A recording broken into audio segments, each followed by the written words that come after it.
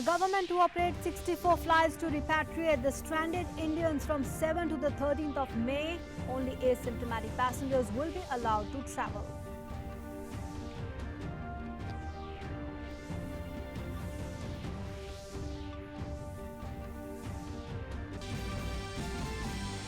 The active cases of COVID-19 in India stands at 32,138, while 12,726 have been cured and discharged, and 1,568 casualties recorded so far.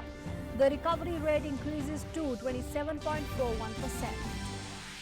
HRD Minister announces the dates for IIT Joint Entrance Examination and the National Eligibility Test Examinations.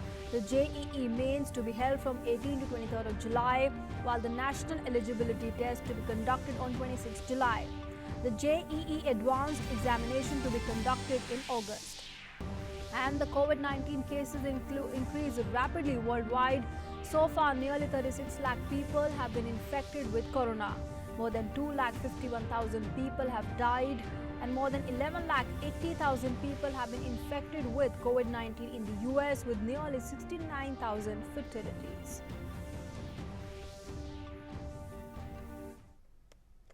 Hello and welcome. You're watching Doordarshan News with me, Nancy Kohli. A top story: in a massive operation starting the 7th of May, India will operate 64 flights from 12 countries till the 13th of May to bring in stranded nationals from across the globe. Giving the information, the Union Minister for Civil Aviation, Hardeep Singh Puri, termed it a special evacuation mission that is the most challenging, complex and comprehensive evacuation attempted ever. Comprehensive plan has been drawn up to address the particular issue of those of our citizens who find themselves distressed and have been stranded in foreign countries. Let me just give you an indication of the number of flights that we are planning to mount during the first week of the resumption or the commencement of this operation. And I mean the period between May 7 to May 13th. We have worked out those details, and these involve 10 flights from the UAE, 2 flights from Qatar, 5 flights from Saudi Arabia, 7 flights from the United Kingdom, 5 flights from Singapore, 7 flights from the United States, 5 flights from Philippines, 7 flights from Bangladesh, 2 flights from Bahrain, 7 flights from Malaysia, 5 flights from Kuwait, and 2 flights from Oman. This brings the total number of flights that will be operated during the first week to 64. The centre has said it is the most challenging, complex and comprehensive evacuation attempted ever. I think this is easily the most comprehensive and complicated and challenging evacuation plans, because it's not a evacuation plan which is being held in a normal setting. I mean, we're dealing with an invisible enemy. We are dealing with a virus whose behavior is difficult to predict. And any plan that we make, when we did a civil aviation lockdown, we did it in the expectation that after a while we will get a control on the numbers. And I'm very happy to share with you my assessment that the Prime Minister's very bold, timely and early action has been able to contain the overall numbers. The flights will be landing at various states in India as per the details provided by the centre. Out of the 64 flights, 15 flights from 7 countries will be coming to Kerala. This brings the total number of passengers to 3,150. 11 flights from 9 countries would be coming to Tamil Nadu, which makes it 2,150 passengers. 7 flights from 6 countries will come to Maharashtra, which comes to 1900 passengers. 11 flights from 9 countries are scheduled to come to the national capital region, Delhi, but that may take 1 or 2 days extra because we need to put in arrangements for these passengers along with the state governments concerned, the government of Delhi and elsewhere. So there may be delay in this. 7 flights from 6 countries involving 1,750 passengers to Telangana. 5 flights from 5 countries totaling 1,100 passengers to Gujarat. 1 flight to Punjab, 200 passengers. 3 flights to Jammu and Kashmir, 600 passengers. 3 flights from 3 countries to Karnataka, 650 passengers. Uttar Pradesh, 1 flight, 200 passengers. The government has also made it clear that all the protective measures will be observed and the passengers will have to go for screening on arrival. All those who will avail of this or can avail of this will have to be charged, and I'm going to read out to you the rates on which passengers who wish to avail of this will be charged. All the passengers will have to be screened and will have to be subjected to a 14 days quarantine period. Now, this will be made known to everyone prior to them being offered this facility. On the aircraft itself, all protective measures will be taken as per prescribed protocol.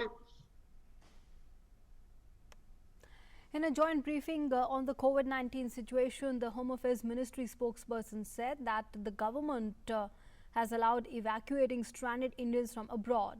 She said only asymptomatic people will be allowed to board the flight. हवाई यात्रा के लिए non scheduled commercial flights का इंतज़ाम किया जा रहा है। ये यात्राएं फेज्ड मैनर में 7 मई से प्रारंभ होंगी। फ्लाइट लेने से पहले यात्रियों की स्क्रीनिंग की जाएगी। केवल एसिम्प्टोमेटिक ट्रैवलर्स को ही यात्रा की अनुमति होगी।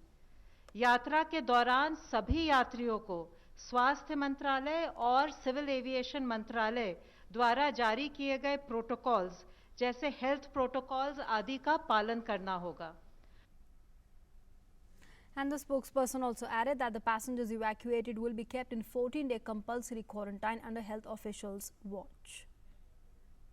गंतव्य पर पहुंचकर सभी को आरोग्य सेतु ऐप पर रजिस्टर करना होगा। सभी की मेडिकल जांच की जाएगी। जांच के बाद संबंधित राज्य सरकार द्वारा उन्हें या तो अस्पताल में या इंस्टीट्यूशनल क्वारंटाइन में 14 दिन के लिए पेमेंट बेसिस पर रखा जाएगा।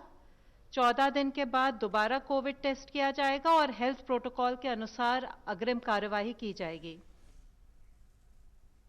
The Health Ministry has said that the recovery rate of patients is on the right track and the recovery rate has risen to 27.41%. 12,726 COVID-19 patients have recovered so far, while 1,000 people recovered in the last 24 hours. हमारी total cure लोगों की संख्या बढ़कर अब 12,726 हो गई है, जिसके कारण हमारा टोटल रिकवरी रेट बढ़कर अभी 27.41 हो चुका है। Total 32,138 cases active medical supervision में हैं। पिछले 24 घंटे में 3,900 एडिशनल केसेस कंफर्म नोट किए गए हैं, जिसके कारण हमारी कुल कंफर्म केसेस की संख्या अब बढ़कर 46,433 हो चुकी है। पिछले 24 घंटे में भारत में कोविड-19 के कारण हुई डेथ में 195 केसेस का इंक्रीज नोट किया गया है, जिसके कारण कुल डेथ की संख्या अब बढ़कर 1,568 हो चुकी है। The Minister of Human Resources Development Ramesh Pokhriyal Nishank interacted with the students through video conferencing. The minister informed students that the JEE mains examinations will be held from 18 to 23rd of July and the JEE advanced exams will be held in the month of August. The minister also said that the national eligibility test will take place on the 26th of July.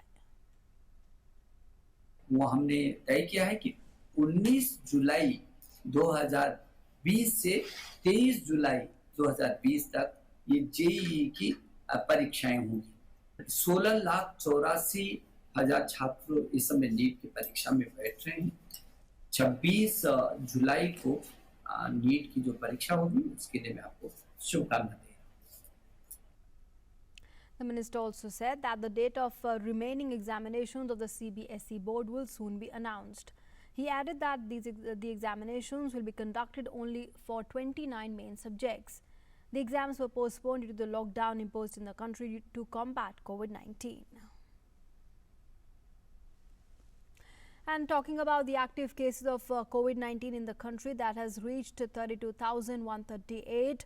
12,726 people have cured and discharged, while 1,568 people have lost their lives to the virus so far. Maharashtra continues to be the hardest hit with total of 14,541. Gujarat has reported 5,428 cases and Delhi 4,549 cases so far. With more than 500 cases reported, the total number of cases in Tamil Nadu has crossed 3,500. Meanwhile, the Union Group of Ministers met at the Health Ministry to review the situation related to COVID-19. The Chief of the Defence Staff, General Bipin Rawat, was also present at the meeting. Raksha Mantri Rajnath Singh reviewed the contribution of 17 NSS directorates in India's fight against COVID-19 through video conferencing. The Raksha Mantri appreciated the services rendered by the NCC cadets at the time of the COVID-19 crisis and said that the NCC cadets played a significant role in assisting civilian administration by performing various tasks and congratulated them for their positive role and contribution. The Defence Secretary Dr. Ajay Kumar and NCC Director General Lieutenant General Rajiv Chopra were present during the meeting. Railways are not charging any fare from the workers who are seeking to return to their homes during the lockdown, and 85% of the charges are being borne by the railways. The state governments, so, are expected to pay the remaining 15%.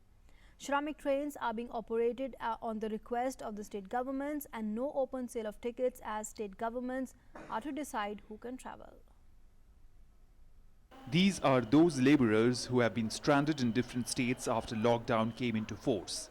Now that they are finally getting chance to go home, the happiness writ large on their faces. On the request of states, the centre and railways have made these arrangements. But politics has started on the return of stranded labourers. Reports of stranded labourers being charged for their fare of return journey home from different states has led to political slugfest, and the centre has clarified that no charges are being levied from labourers.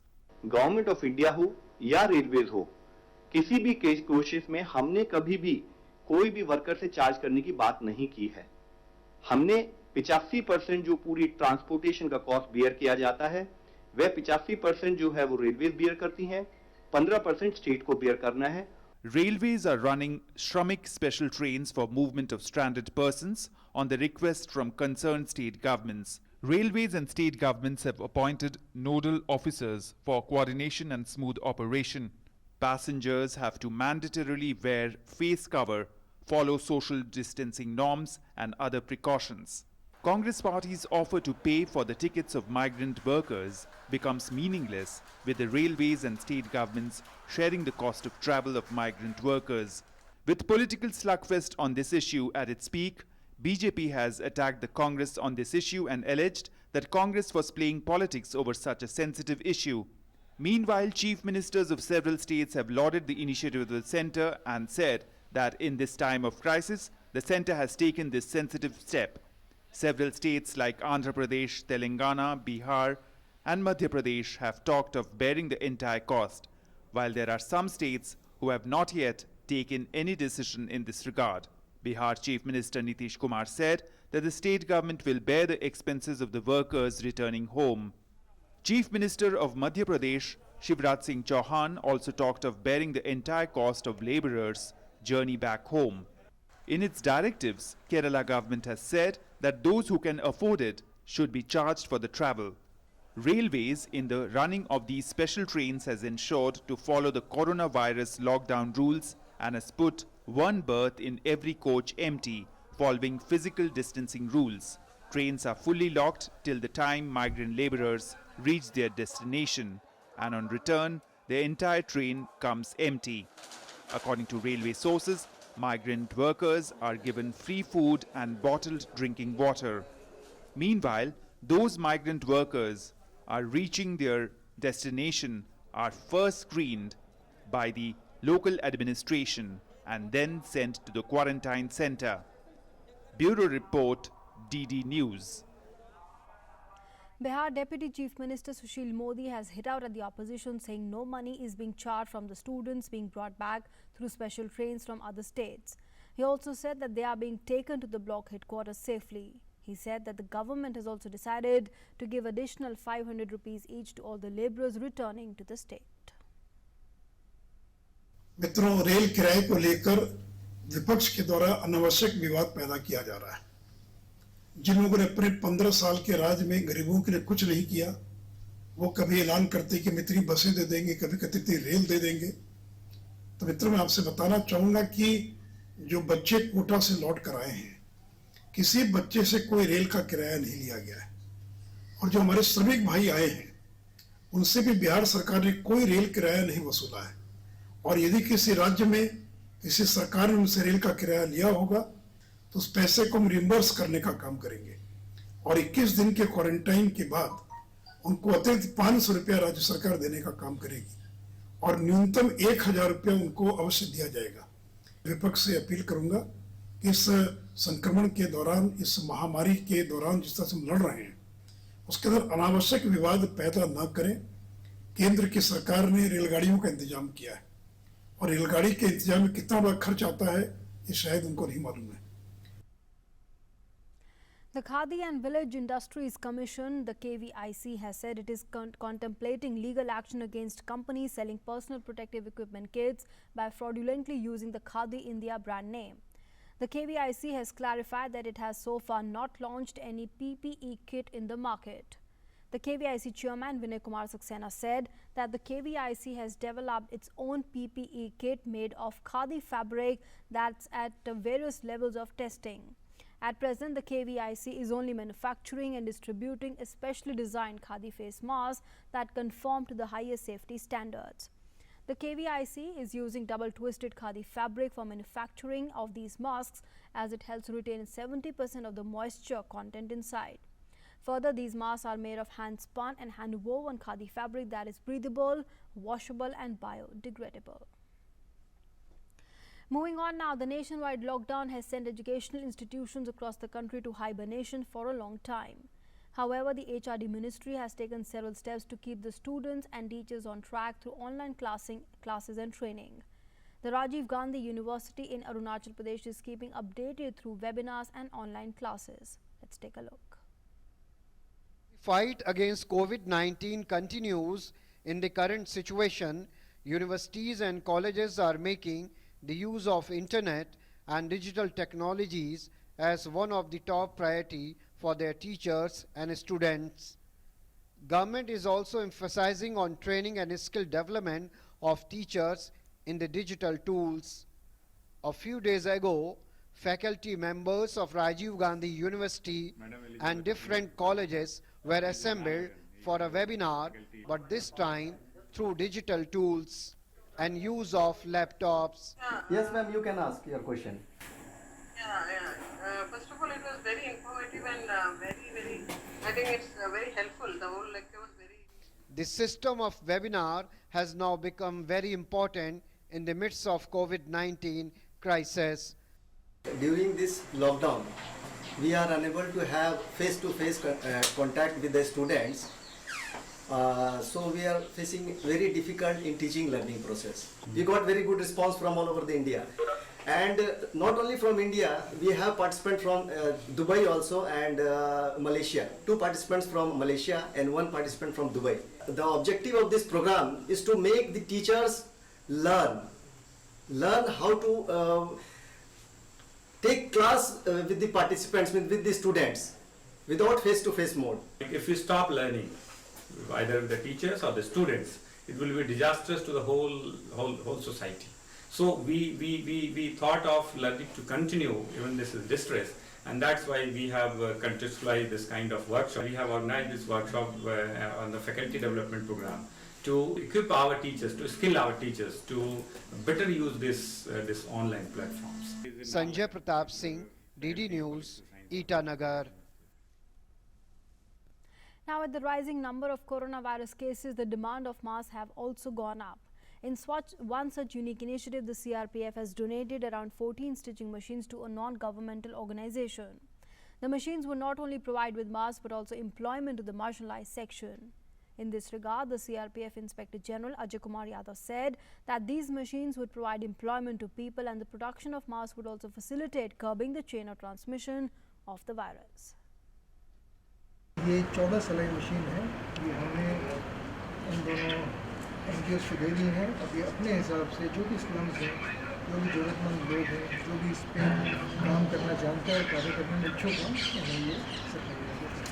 बुजुर्ग महिलाएँ हैं और ऐसे लोग जिनको हम काम दे पाएंगे, इस काम के सहारे ना वो बेशक अपने जीवन यापन के लिए एक पैसा कमा पाएंगे, सुख की ज़िंदगी जी पाएंगे। उसके अलावा बहुत सारे लोगों को वो सारी चीज़ें प्रोवाइड करेंगे, जैसे मास्क, ये बने हुए कपड़े के मास्क, जिससे कि जो एक चेन ब्रेक करनी है इस कोविड पैंडेमिक की स्प्रेड की, उसे रोकने में बड़ी मदद मिलेगी। Community kitchens are being set up at several places to ensure that there is no starvation during lockdown. One such community kitchen is being run by Feed India Drive NGO and the doctors of AIMS in Sarvodaya School in RK Puram area in the national capital. The kitchen supplies packed food to the kins of patients who are being treated at AIMS, Delhi. Now, to assist in India's fight against COVID-19, the block-level officers in Jaipur have also come up with the initiative to distribute food. The officers have also become a part of the initiative to distribute food to the poor and needy throughout the city. Wearing masks and face shield, these officers face great challenges while distributing food. Moving on now, the Mahatma Gandhi International Hindi University of Maharashtra's Wardha district has developed a unique technology for the prevention of global epidemics like corona by building a fully automated nursing robot in continuation of its social responsibility.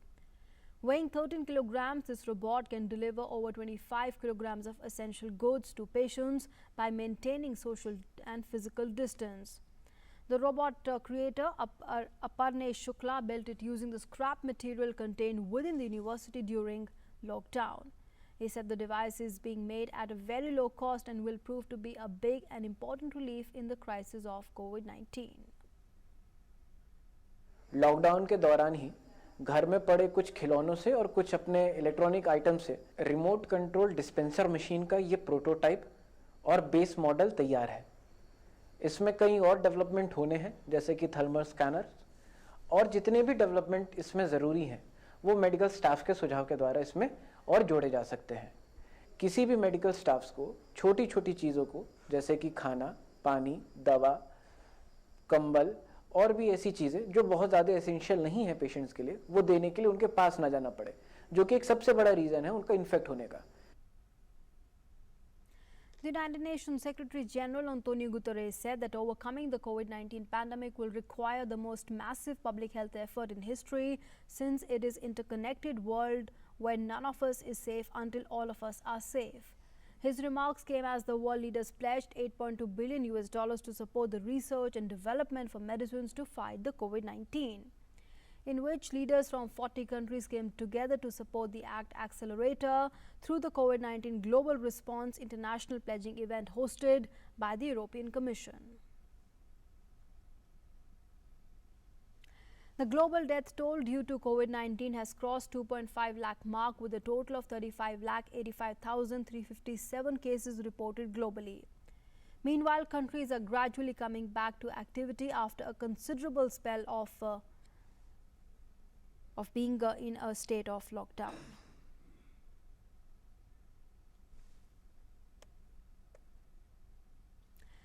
Now, Israel has isolated a key coronavirus antibody at its main biological research laboratory, the Israeli Defense Minister said, calling the step a significant breakthrough towards a possible treatment for COVID-19 pandemic. The Defense Minister said in a statement that the monoclonal neutralizing antibody developed at the Israel Institute for Biological Research can neutralize the coronavirus inside carriers' bodies.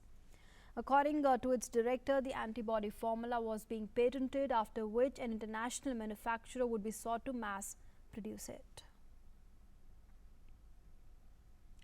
And let's now take a look at the situation of COVID-19 worldwide.